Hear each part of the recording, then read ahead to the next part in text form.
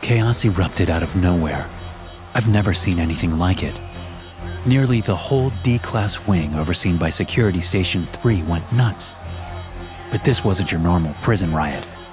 As part of a security team, I've seen D-Class personnel riot a few times, but this was different. This was insanity. Memories of the blood and body parts everywhere still give me nightmares. So many dead. It was the worst containment breach I've ever seen. Marlins? Jerry said as we walked down the corridor. That was pathetic. Who'd have thought they'd ever beat the Yankees in a World Series? I chuckled. Martha Stewart's going to jail. We cloned a deer. And the Marlins won the World Series. Oh yeah, and we're at war in Iraq. I don't know if I like this new millennium. Jerry shook his head. I knew I shouldn't have bet on them. The corridor leading up to the D-Class Wing smelled of cleaning chemicals. The glossy off-white walls and the smooth concrete floor reflected the regularly placed lights in the ceiling. We came to a pair of heavy-duty metal doors and looked up into the camera above, waving at whoever was monitoring the feeds in Station 3. Probably Peterson or Marquez. Then Jerry touched his keycard to the little reader next to the door. Peterson or Marquez pressed a button in the security station, disengaging one lock, while Jerry's keycard disengaged the other lock. I opened the left-hand door and let Jerry walk through. The D-Class Wing was 2 stories, looking a lot like the wing of a prison, which it was for the most part. The SCP Foundation's version of a prison anyway. Generally, D-Class personnel got better all-around treatment than regular prisoners, if you didn't count the weird and sometimes lethal experiments they were forced to do. Not all of the experiments were dangerous, but many of them were. Which is why we only recruited D-Class personnel that were the worst of the worst. At least, that's the wing that I worked in.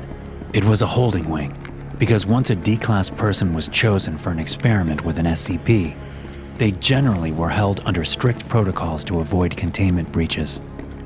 Of course, this was up to the doctor handling the experiments.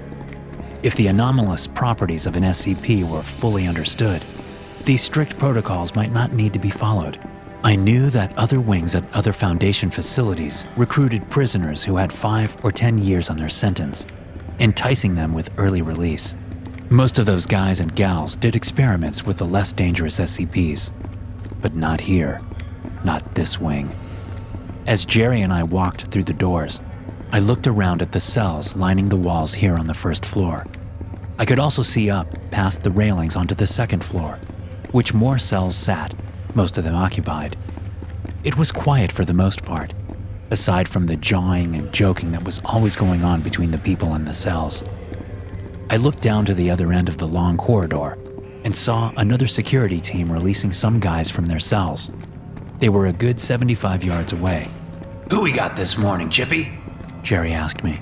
My real name is Charles, but everyone calls me Chip, aside from Jerry, who calls me Chippy. We're grabbing 2 guys, D4576 and D4599, and taking them to see a Dr. Schlesinger down on sublevel 5. I said. I didn't have to look at the request. I just remembered. It wasn't hard to do, but Jerry seemed to be allergic to remembering anything but sports statistics. Perfecto, he said, as we walked over toward the security station, where we'd find out which cells these 2 guys were in. There was plenty of turnover in the place, so we never had time to learn who was in what cell. The station was in the center of the long wing, ahead on our left, and opposite the middle staircase. And as we approached it, the sound of talking and joking suddenly ceased. At least, it did on the opposite side of the wing, where the 4-person security team was escorting a few of D-Class guys our way. It was as if half the wing stopped talking all at once, and it immediately put me on edge. I dropped my right hand to my Foundation issue pistol and stopped walking. Beside me, Jerry did the same. The other team, who I recognized as Silva, Green, Collins, and Chandler, stopped in their tracks too. They looked around, curious and uneasy. The 3 D-Class guys with them, all of them dressed in orange jumpsuits, looked straight ahead with angry faces. The other side of the wing suddenly erupted with angry shouting, banging, and screaming. It was so loud and so abrupt that I actually flinched and pulled my pistol out. It just wasn't possible for that many people to orchestrate with such precision, especially not when half of them couldn't see each other to communicate. I knew an SCP was to blame for this, but I had no idea which one could do such a thing. The other security team started moving again, but one of the D-Class guys with them refused to walk. His face was growing red and his eyes were bulging out of their sockets. Collins and Silva stepped up to him and started urging him to move. And that's when he exploded. There was a flash of blinding light, followed by a bang, and then a shockwave that expended most of its energy by the time it reached Jerry and me. At first, I didn't understand what had happened, because it happened so fast. I reacted to the explosion by closing my eyes and turning away. But when I looked back, the uncooperative man in the orange jumpsuit was gone. Silva and Collins were in pieces. Silva was blown in half at the waist, and Collins was in several large chunks. There was blood everywhere, and Silva was still alive, dragging himself along the floor with his hands, screaming. I don't think he realized his legs were no longer attached. An alarm started ringing, adding to the crazy shouting still coming from about half the cells. Green, Chandler, and the other two D-Class guys had been knocked down by the blast, but they looked whole. They had bits of blood on them, but I couldn't tell whether the blood had been thrown from the explosion or if they'd been injured by some kind of organic shrapnel, like bits of bones. Green tried to stand up, but his legs didn't seem to be working. Chandler got to his feet and stumbled back toward the epicenter of the explosion. I raised my pistol and started forward as the two D-Class guys got up off the ground. Stop! I shouted at them. Get back on the ground! They ignored me, both of them turning back toward Chandler and Green. One of them started screaming. I wanted to take the shot and put him down, but he was too close to Chandler. So I ran, changing my angle so I wouldn't hit Chandler with an errant shot. But before I could get into a good position, both the men exploded. I was close enough to the blast to be thrown off my feet, my gun skittering along the floor as I hit the ground. When I looked up again, there was nothing but body parts scattered around the corridor where Chandler and Green had been. Jerry came up behind me, helping me to my feet just as I noticed that the two cell doors nearest the blast had been damaged. They both opened, releasing two men in orange jumpsuits who both bolted toward the security station, and they were fast, faster than they should have been. Where's my gun? I asked, looking around. Jerry didn't answer. He just raised his gun and fired at the two men as they ran at an angle past us. I spotted my gun and rushed over to it, picking it up off the ground and turning around to see that Jerry had put one of the men down. The other one was about to reach the security station door.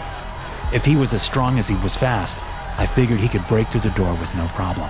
So I raised my pistol, took aim, and fired. The guy stumbled and fell, a bloom of blood appearing on the left side of his head from the shot. He slid to a stop about a foot from the Station 3 door. Jerry and I looked around. It didn't appear that any more cell doors had been damaged. Let's get to the security station, Jerry said.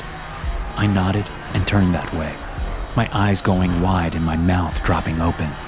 The man I'd shot was transforming right before my eyes, turning into a cloud of dark vapor that was streaming through the crack below the security station door.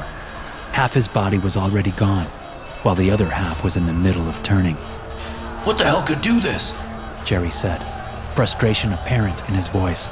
Through the reinforced, transparent barrier between the corridor and the security station, I could see Peterson convulsing in his seat as the blue-black vapor entered his nose and mouth.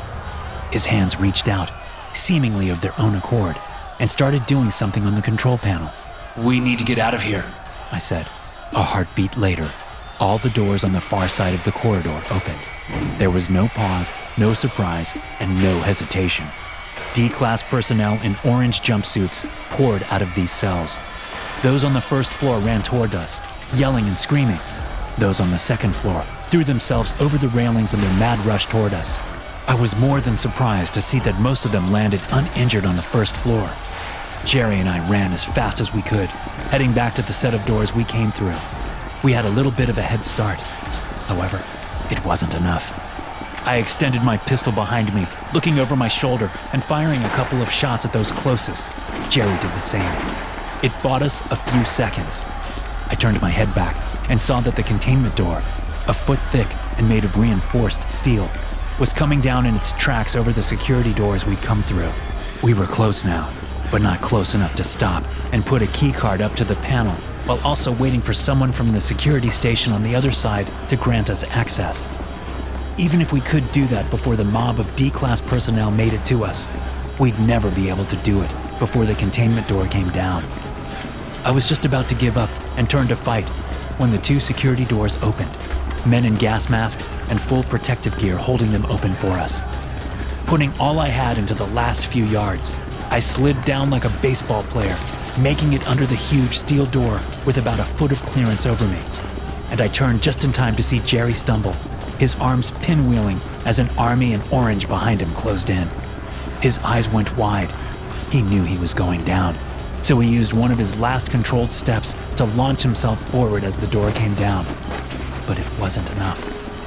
He landed short, his arms outstretched over the threshold. I dropped my gun and scrambled up to help him, grabbing his wrists and pulling him in a desperate effort to get him through before the door came down. But deep down, I knew it was hopeless. The door moved inexorably down onto his head and shoulders, popping his skull like a grape. It closed fully with me still hanging onto his wrists, which, along with his forearms, were the only parts of him that made it through. Blood seeped from under the door toward me. I let go of his wrists and backed away, unable to believe what had just happened. Stop! A muffled voice said from behind me. I turned my head to see about a dozen security guys, all pointing guns at me, all wearing gas masks. They were just following protocol, and I knew it. So I let them take me to a containment room where they did a bunch of tests on me. I finally got it out of them what had caused the whole thing. It was a new SCP that they were holding on the floor below the D-Class area. It had a limited range, which explained why only half of the D-Class had been affected. Of course, they didn't know it had any range when they'd brought it into the facility. It was a pump.